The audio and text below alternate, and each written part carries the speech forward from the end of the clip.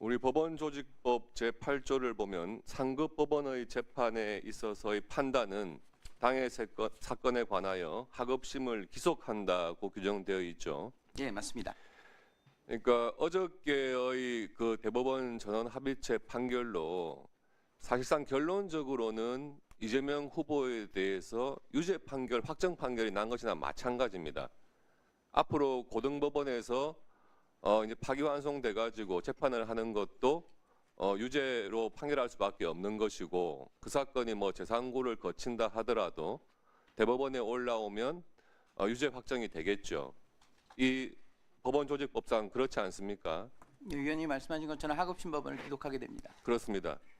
그러면 이제 유죄 판결은 확정된 것이나 다름없는데 다만 시간이 문제겠죠. 아마 이재명 후보하고 민주당은 그 시간을 끌기 위해서 세 가지 방법을 지금 준비하고 있는 것 같습니다. 첫 번째가 그 재판을 계속 진행하려는 법관들에 대한 탄핵. 예. 근데 지금 민주당의 반응이나 이재명 후보의 반응을 보면 아예 대법관들도 탄핵하려는 준비를 하고 있는 것 같아요. 사법 쿠데타라는 말까지 나오고, 예. 그래서 굉장히 우려스럽다는 말씀을 드리고, 두 번째 방법은 이재명 후보의 주특기, 재판 시간 끌기 하겠죠. 현재 5개의 재판으로 받고 있으면서 64차례의 재판 지연 술책을 썼습니다. 법원 송달 미수령 26차례, 재판 불출석 27차례, 기일 변경 신청 9차례, 위헌 법률 심판 제청 2차례.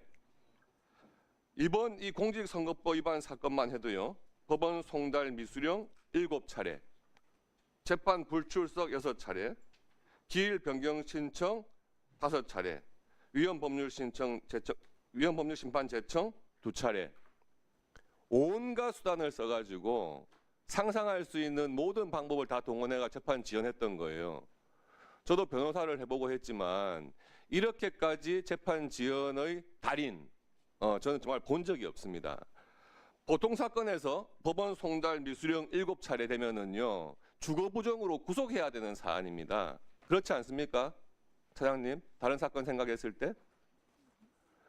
그래서 불구속으로 재판받으니까 이렇게 재판 지연수를 쓰고 있는 거예요. 두 번째 방법입니다. 세 번째 방법은 아예 법을 바꾸는 거죠. 피고인이 대통령인 경우에 재판을 중지한다. 이런 법안을 지금 만들고 있어요. 그래도 일말의 양심은 있어가지고 무죄로 그냥 아예 면소한다 이런 규정은 못 넣는 것 같아요. 그냥 재판 중지한다.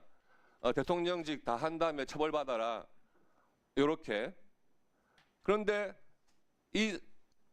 이재명 후보가 대통령이 되면 요 세 가지 방법, 요거를 또 잘 사용해가지고 재판 안 받는, 네, 그런 방법을 쓸 겁니다.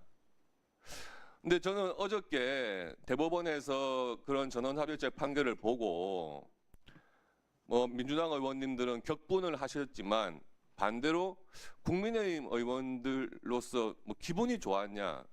저는 그렇지는 않아요. 우리 국민들께 우리가 맛있는 음식을 제공하는 그런 비유를 하자면 국회에서는 주방장 역할을 하면서 음식을 맛있게 만들어야겠죠. 행정부에서는 이것을 잘 서빙을 하고 카운터 보는, 식당으로 치면 그런 역할을 할 겁니다.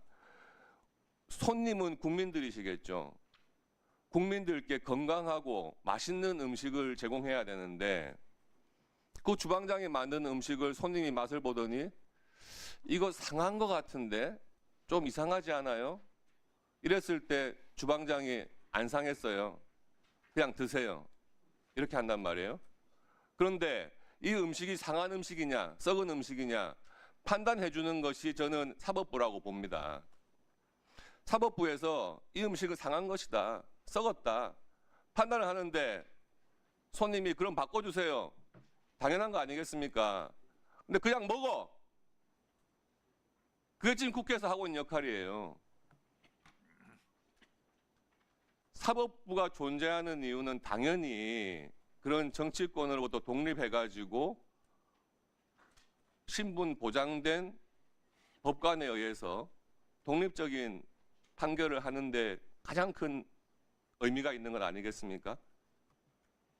하나님 그렇죠? 예. 그렇다면 정치권에서 사법부의 판결에 대해서 그것을 정치적으로 공격하고 하는 것보다 우선 사법부에 대한 존중, 그 판결에 대해서는 존중한다 하는 것이 가장 기본적인 자세일 것이고 그것이 삼권 분립을 요체로 하는 민주주의 정치의 기본이라고 생각을 합니다. 그래서 지난번 탄핵 심판에 있어서 그 심판 나기 전에 국민의힘에서는 어떤 결론이 나오더라도 승복을 하고 존중을 하겠다 하는 입장을 밝혔는데요. 민주당 측에서는 뭐라고 했냐 하면 탄핵이 기각이 되면은 유혈 사태까지도 생각해야 이렇게 겁박을 했단 말이에요. 그러면서 어저께 전원합의체 판결 대법관 12분 중에서 10분이 일치된 의견으로 내린 그 대법원 판결에 대해서 다음 날 바로 국회 현안 질의를 열면서 사법 쿠데타라는 말이 나오는 겁니다. 정말 개탄하지 않을 수가 없습니다. 처장님 지금 법관으로서 수십 년 근무하셨고 앞으로 한 10년 이상은 또 법관으로 근무하실 거 아니겠습니까? 그런데 사법부의 대법원의 이런 전원합의체 판결이 있자마자 다음 날 현안 질의하는 판결에 대한 평가는 다양할 수 있겠지만 최고법원의 결정에 대해서는 제도적으로 존중돼야 된다고 생각합니다. 네, 국민 인식에 오류가 있을 수 있어서 한 말씀 드립니다. 재판 지연 전술의 신공은 나경원 의원입니다. 소위 국회 선진화법 위반 사건, 일명 나경원 빠루 사건, 이것이 발생한 것이 2019년 4월이에요. 2020년 1월에 기소됐어요. 지금 6년째 1심 판결이 나지 않고 있어요. 법원행정 차장, 예. 이 사건을 왜 이렇게 재판을 6년 동안이나 안 하는 거예요? 국민의힘 의원님들, 나경원 의원한테 왜 이렇게 재판이 지연되는지 자료 제출 요구해서 저한테 좀 보여주세요. 국민의힘 의원들은 재판 지연 얘기를 할 때마다 나경원 의원의 빠루 사건이 국민들이 다 생각날 거니까 알아서들 하세요. 서영교 의원님 질의하세요.